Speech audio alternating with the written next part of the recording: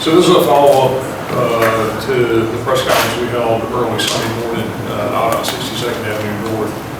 Just briefly recount what happened out there. Some of you were there, some of you are aware of it, maybe some people are not, so I'll briefly recount. But the primary purpose of this press conference today is to release the video to be able to show what we've already explained happened. But to set the stage, at about 3:20 in the morning this past Sunday, October 2nd, deputies responded to a call of a vehicle burglary that was in progress on 58th Avenue North in unincorporated St. Petersburg. And I mentioned it again, put it in context, set the stage for this because that incident is unrelated to what we're talking about here, other than that's why deputies were in the area. So the helicopter was up, K-9 was out, deputies were in the area. They took a person into custody. While the helicopter was up overhead, the helicopter saw 3 males down below that were acting suspicious and got on the radio and told other deputies who were in the area that they needed to come check these guys out because, again, it was 3:30 in the morning, they're walking on 62nd Avenue, they're walking near cars, and they were acting suspicious. So the people who the deputies saw, the first is Keondrick, Keondrick, last name Lang. He's 15 years old. The second is Mario Bonilla, Bonilla, again, 15 years old. He's deceased. And Malachi, Malachi, last name is Daniels, and he's 16. And they were walking along 62nd Avenue North. Lang, who is going to be the driver when they broke into the car, and in the video, and I'm filling in some of the blanks that I didn't have during the press conference the other day. And when you watch the video, is that he's the one wearing shorts. So Lang is the one in shorts. So they're walking eastbound. They come across a 2016 Maserati that's parked in the 2600 block of 62nd Avenue North. It's parked in a parking spot of a driveway that's very close to the street. And what you'll be able to see from the video and from what the helicopter pilots call out is that Lang goes over and uses what I thought was, and it still might be, his shirt that he uses so that his fingerprints and DNA don't get onto the door handle. And I'll show you here, we've got it in this picture here to my left, is that when he was taken out of the car by fire rescue, he's got a glove on his hand. So, and he also had a mask. So they had the glove on because they're out there breaking into cars and doing things they shouldn't be doing. The other two, one gets in on the passenger side. It does look like he does use his shirt. So again, they were covering up their hands either with their shirts or Lang had a glove on.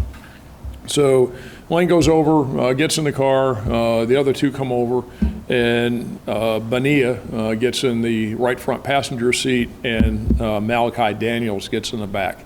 They sit in the car for 82 seconds, and while that's happening, they're sitting in the car, the helicopter's up overhead, and the deputies are en route to conduct further investigation. As they're sitting there after 82 seconds, as you'll see in the video, is they back up and they pull out. And when they pull out, they go up over the grass, down the curb and onto 62nd Avenue and go eastbound on 62nd Avenue.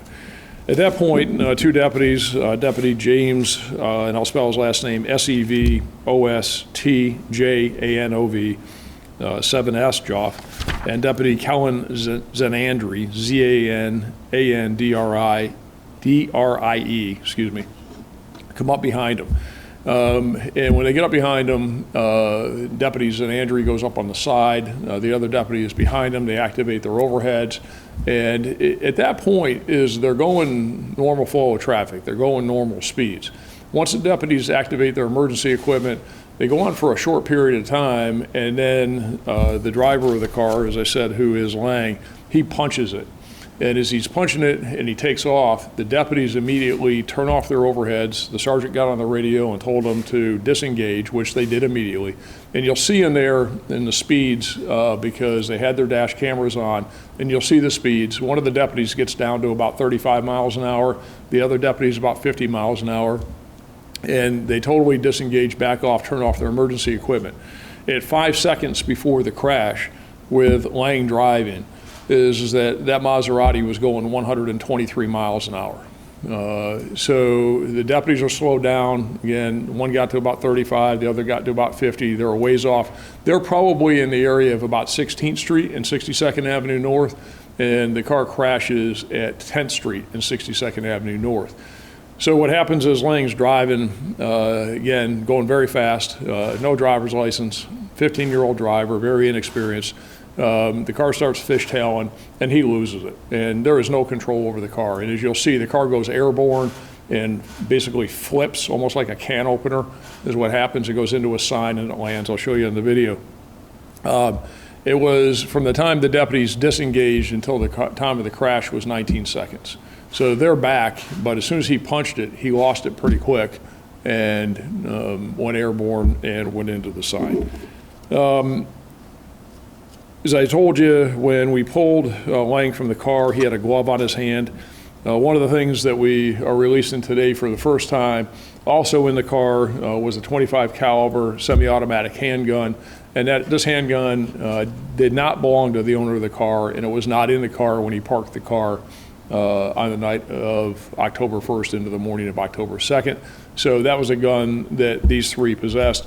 We also found, you see there, a picture of the mask that was in Lang's possession. So he had a glove on his hand, he had the mask. That firearm was found on the front seat of the car. We did a trace through ATF of the firearm, and the only record, the last record of that firearm, was it was shipped to Largo Feed and Grain on East Bay Drive in Largo in 1968. That's the last record of it.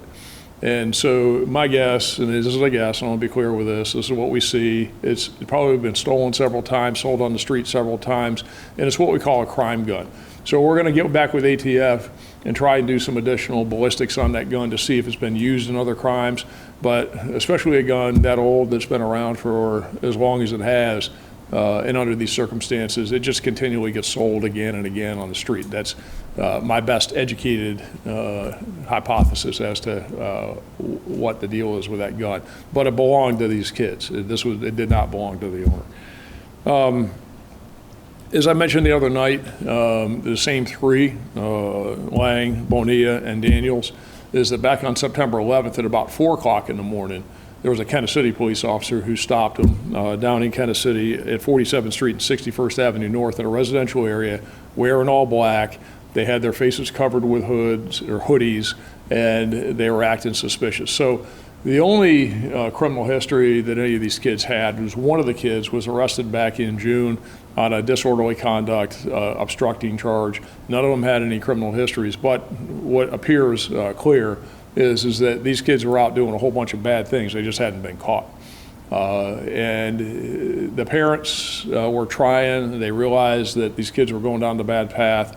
One of them had recently moved from St. Pete High over to Northeast High. The parents went to bed. The kids were in their rooms where they should have been. They snuck out in the middle of the night, and it's a very tragic situation. So I think what I'm going to do now is play the video for you. And the first video is just the helicopter video. You'll hear the radio traffic. You'll hear the pilots calling it out. You'll hear the ground units. And then the second part of it is we incorporate the deputy's dash cam video, and that's the primary part of the screen. And then you'll see a window down in the lower right-hand corner that has the helicopter video. So you'll see everything as it's occurring with the dash camera and with the helicopter video. So we'll go ahead and play that, and then I'll update you a little bit on the condition of the two kids who are not deceased, and then take any questions that you have. So go ahead, Amanda. All right, guys, we've got him detained. This is probably going to be our subject.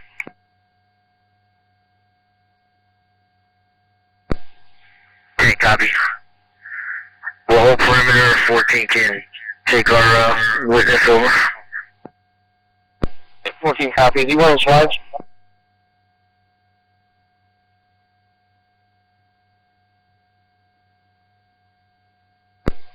10-9. Just after 19 if he's wearing slides. It's gonna have black bottoms on, like sweatpant bottoms, no shirt. Alright, definitely, we'll be 51 short. Eagle, the two that I was watching met up with a third, and I'm pretty sure they're just breaking into an unlocked car here. 62nd, just west of Orange Street.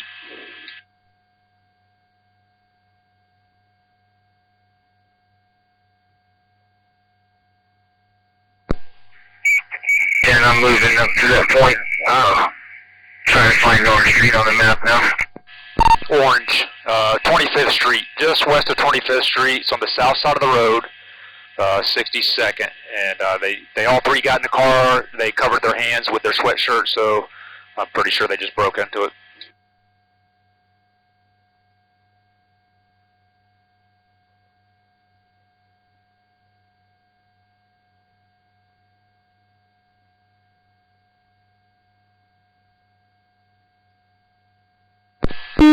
Searching, I'll head towards 10.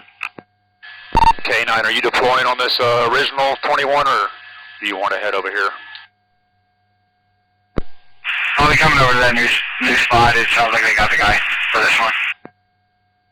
Alright, 62nd Ave, south side of the road, just before 25th Street.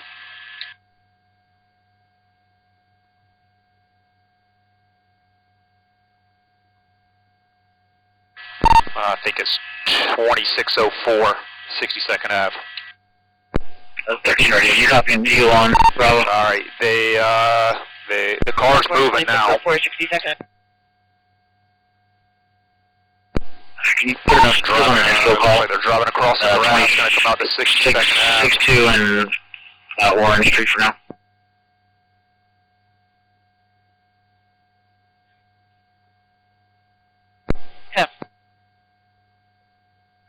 Alright, they're eastbound, just past 25th Street. Underneath the interstate, and car's blacked out. 12, I see it, sorry, front of me. Approaching 22nd Street. Still blacked out. Yeah, still blacked out. Eastbound, number 1 lane. Driving normal, coming up to 21st Street. I don't think you're landing behind them. Eagle, yeah, you're behind them.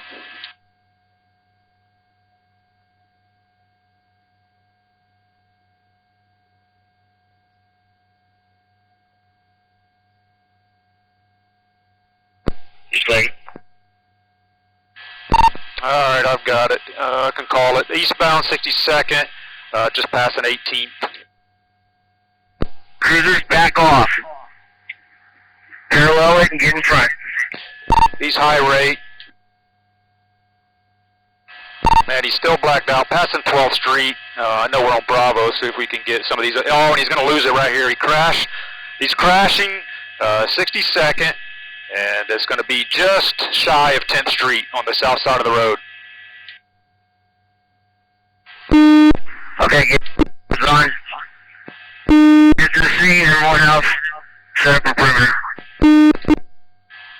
Eagle, no one's got out of the car. Should be 3 of them. Let's get FD rolling. Pretty bad crash.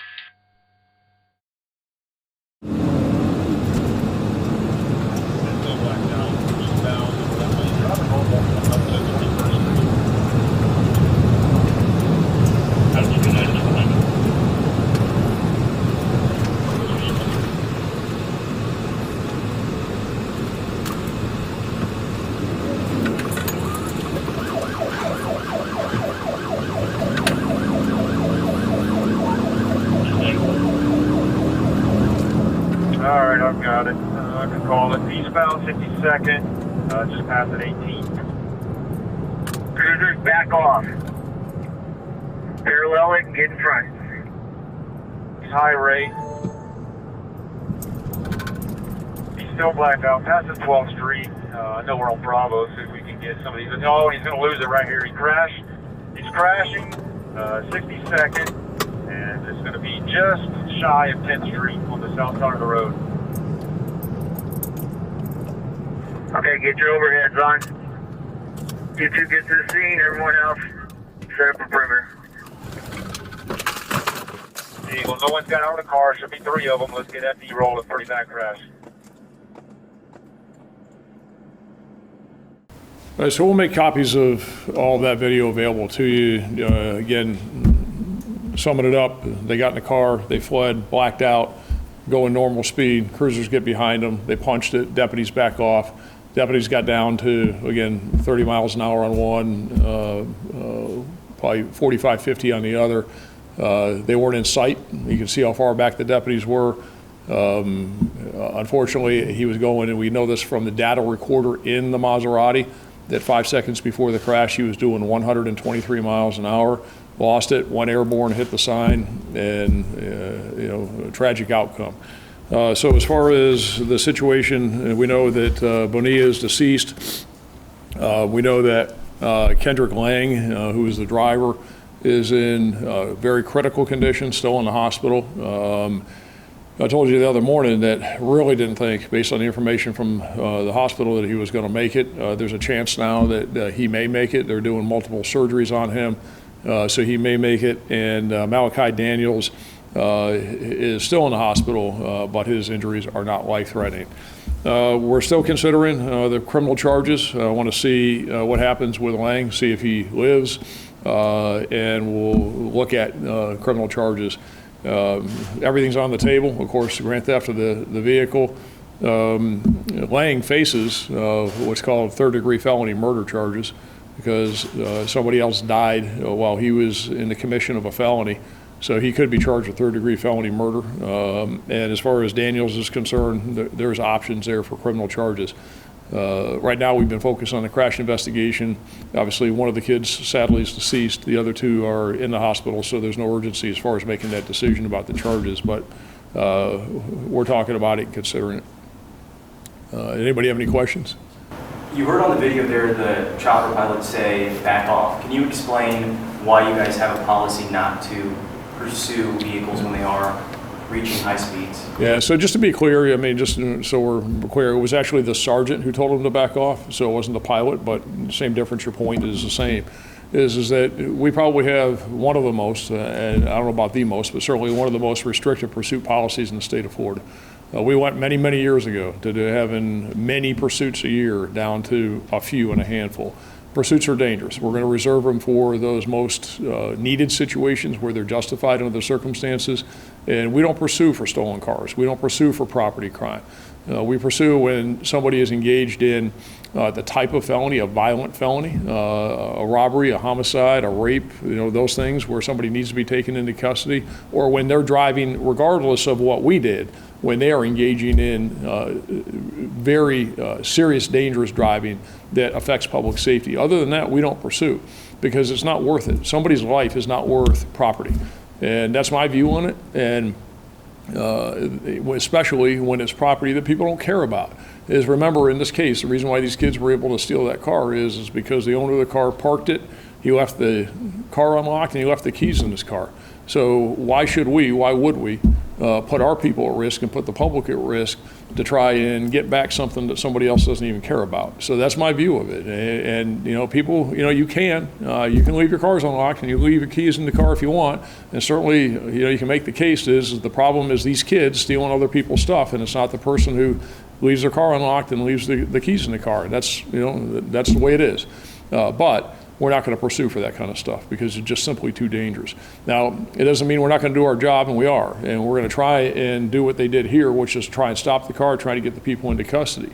But these kids fled, and the deputies weren't chasing them. And we have a very restrictive chase policy regarding property crime and any traffic offenses. Again, unless it is a very serious violent felony, or the person is acting in such a dangerous way that they have to be stopped or they'll hurt somebody else, those are the only times we chase. And we have a few pursuits a year. Sheriff, how many miles did these teens actually travel from when they got the car until they crashed? How many minutes were they actually in that vehicle? Well, you saw it. I mean, let it speak for itself. You know, it's from 28th Street and 62nd Avenue North to 10th Street and 62nd Avenue North. So distance-wise, I didn't calculate that out, but, mile and a half, maybe, something like that. Time-wise, it speaks for itself on the video. Can you talk a little bit more about the gun and just the fact that 1960, that 70 years, what does it mean to be able to get a weapon like that off the streets, and how many people do you think could have had their hands on that? Well, there's tons of them out there like that. I mean, these are crime guns, and this is what happens all the time. I mean, they're out there all over the place, and we run into these where people are selling guns on the street. A gun on the street like that, somebody's probably sold it 100 times for $50, $100. They just keep passing it around. Now, it's possible that they could have stolen it out of somebody else's car, but just from the looks of it, the type of gun that it is, again, and because the only history of it was from 1968, it's probably just been passed around in crime circles for a very long time and being sold very cheaply. I mean, it's a 25 caliber, it's not a 9mm, it's not a 45, it's not a 380, it's a 25, which is a very small caliber gun. But it'll kill you, make no mistake about that. And they use it in a robbery or whatever else they're using it for. But it's a bad situation when you got two 15-year-olds and a 16-year-old that are out with masks, with gloves, with a gun that are up to no good in the middle of the night. All those are ingredients for bad stuff. Is it hard to say who may have owned that, or what if one of the kids had that, or is that? Yeah, you saw the crash. You saw how that car got tossed around and really got almost bent in the middle by the pole, like a tin can got crushed in the middle of it. So it's virtually impossible. Now we're processing it for DNA and for fingerprints. So we'll see, if we get anything back off of that. But right now, we did find it in the front seat. But just because we found it in the front seat, the way that car went around, I can't tell you. Would you say that this incident speaks to a larger issue maybe in the county in terms of cars being stolen, but more importantly, you guys over and over again telling people lock your doors, don't leave your keys in, that type of thing? All the time. I mean, you want the history on this, and you want a very well-written, laid-out history of it. Go read the Tampa Bay Times article from a few years ago. I mean, it tells you exactly what the problem is, and it tells you what we face and what we've seen with kids in this county, for a very long time. It isn't just this county. I mean, we seem to have a lot of it here for whatever reason, but it also occurs throughout the state where you got these young kids in the 13, 14, 15, 16 age range that go out in the middle of the night that are looking for the opportunity, because these are crimes of opportunity where you have unlocked doors and you have keys in cars, you have guns in cars, whatever property, and they're just looking to take the cars, break into the cars. Very rarely do we find forced entry. Is that if the cars are locked, they're not going into them, but so many cars are unlocked and people leave so much stuff in these cars, from guns to jewelry to money to you name it, and they're just out there in the middle of the night taking it. And this is the big problem, is when they actually steal the car. So, we saw years ago now, we saw the infamous 3 girls in a pond case. We had the one up at Tampa Road in 19 a couple years ago where they're going fast through Tampa in 19 and run into the pole. Now we've got this one, and it's a problem. It really is. Auto thefts are down from what they were, but it doesn't mean that the problem has gone away as we see here. Of course, it's still a problem and an issue, and it's these young people that are doing it in the middle of the night, and this is the result when they do that. The message that you would send, I guess, to the community regarding cases like this and trying to prevent them in the future? Well, the message to the community, look, is that, I would really like people to decrease the opportunity for these kids to do bad things. And the way that we can mitigate that is to ask people to lock their car doors and don't leave your keys in the car. But, again, I want to be clear with this. The problem is not that. The problem is these kids are out there. There's a solution to this problem. Don't steal people's stuff. I mean, that's really what it comes down to, is that, if you want to, leave your bicycle on the front porch and somebody steals it, well, you're not going to have a horrific situation like this. But when you leave your car in your driveway, in the front yard, or on the street, or wherever it is, and you leave the keys in it, and you got these kids that are out there stealing your stuff, these kids are going to do bad things, and then really bad things are going to happen to the kids. This is happening all the time. Thank goodness that we don't have a situation where they crash all the time and that they're seriously hurt or killed. But these situations with these kids that are stealing these cars it's an all the time thing. Do the parents by any chance know anything about the gun at all?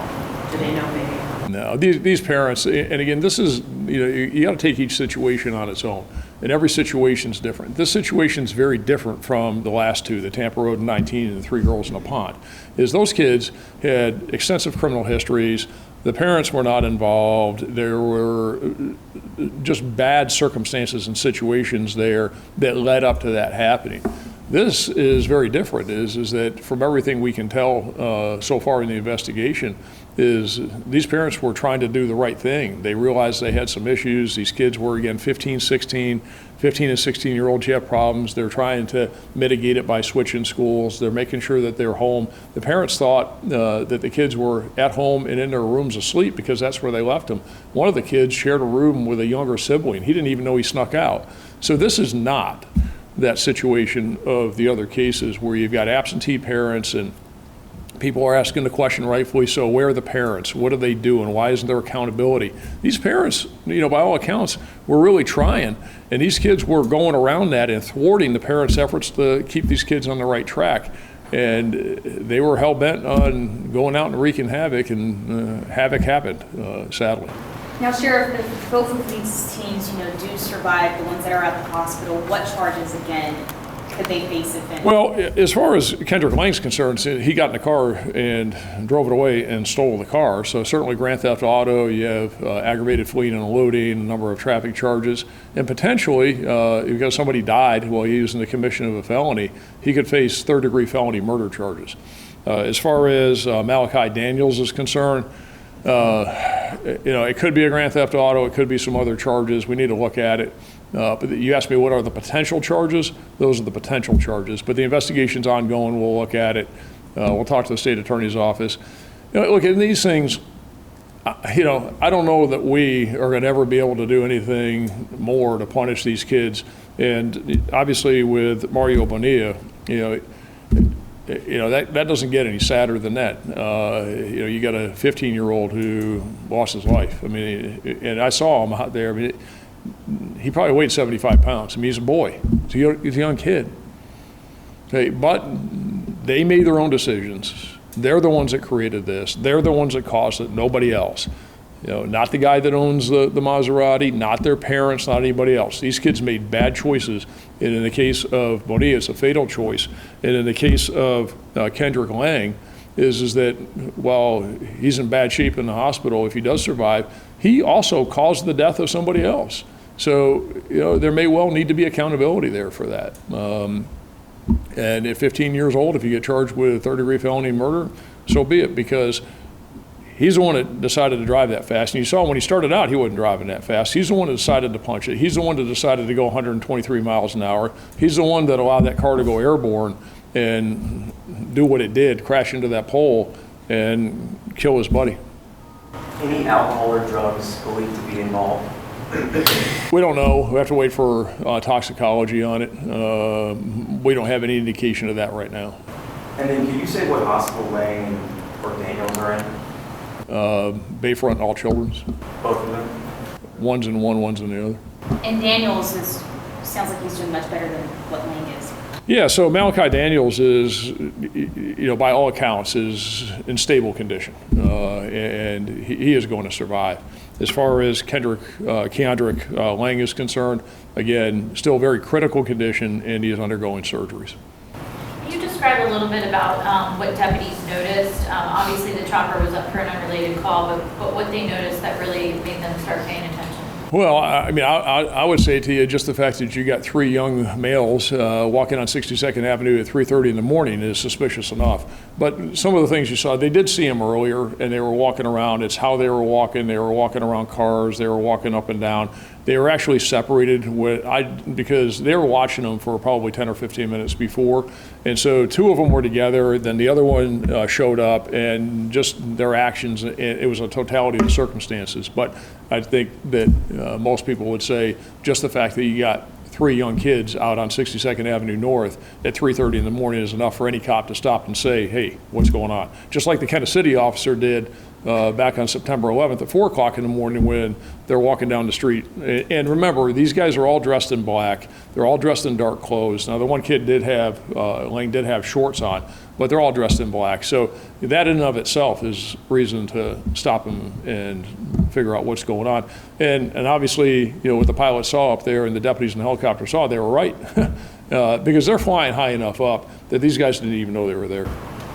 Is that the moment that we see in the video, I guess one of them or both of them meeting all up together? Is that what we see in the video? Because I heard the pilot say, it looks like they came together now. Right, yeah. So before that is the two of them were walking together. We know that Keandrick Lang, who's wearing the shorts, he was with one of the other two, and then the other one showed up. But which one the other two was, we don't know. There's no way to know that.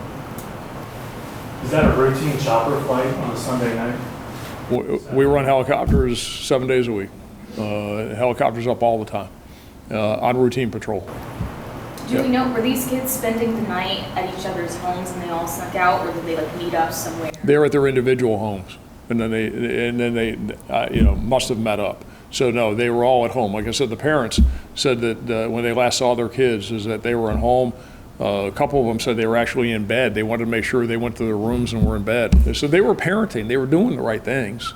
And obviously the kids snuck out. Because you've done this for so long, and I know you've seen several situations, seeing something like this, how does that make you feel when you're talking about kids that are so young and it ends in a deadly situation? Like everybody else, it's sad, it's tragic. But I go back to is that these kids made the decision to do this. And it's terrible, and there's no other way around it. But it's their decision. They're the ones that caused this. They're the ones that are at fault for it. They're the ones that made the bad choices. And they knew what they were doing. And again, this is no accident. I mean, look at all this. So you got these kids. One, they're stopped before in dark clothing. They got a gun. They got gloves on. They got face masks. So this wasn't just some casual, hey, we're walking down the street and, I always see this car and do it. They're out there deliberately to steal and to wreak havoc and you got 15 and 16-year-olds walking around with a gun, a mask, and gloves at 3:30 in the morning. They own this. They're responsible for it. Sheriff, you mentioned that auto thefts have been down. What factors do you think have contributed to that, and sort of what steps has law enforcement taken in recent years to address the issue? I think it's a combination of things. One of it is that the patrols that we've done, the efforts of law enforcement. I hope, although there's really no way to tell, that more people are locking their car doors. I can tell you that we do have the deputies go out into the neighborhoods at night. We've done this for years, so that we'll go out and check and see if car doors are locked. And we call it a vehicle burglary prevention program, where we get the deputies out and we'll try those door handles, and if the door handle is open, we lock it and put a card on the front seat that says, please lock your car. So, that's something that we've done for years. There's been some changes within the juvenile justice system where kids are able to be held now as opposed to the revolving door. So I think you see changes in law, changes in how we police efforts to curtail this. I think it's a combination of things, and like most, it's not any one thing, but they are down. Any possible charges for the parents? No. Were you not listening? The parents didn't do anything wrong. I mean, none of these parents, and you want to ask me about the girls in the pond case, you want to ask me about the Tampa Road 19th case, these parents, by all accounts, these parents were doing everything parents should do. They put their kids to bed. They were supposed to be in their rooms, and one of them had a sibling in there. They snuck out. How are you going to get charges on parents for that? That's not this case. These parents didn't do anything wrong. Have you spoken to the owner of the Maserati? Did he say, when did he realize his car was gone? When a deputy went down the street and got him and said, you want to come look at your car? So, because we went back and got him. He was home. All right, thanks, everybody. Thanks, Sheriff. Yep.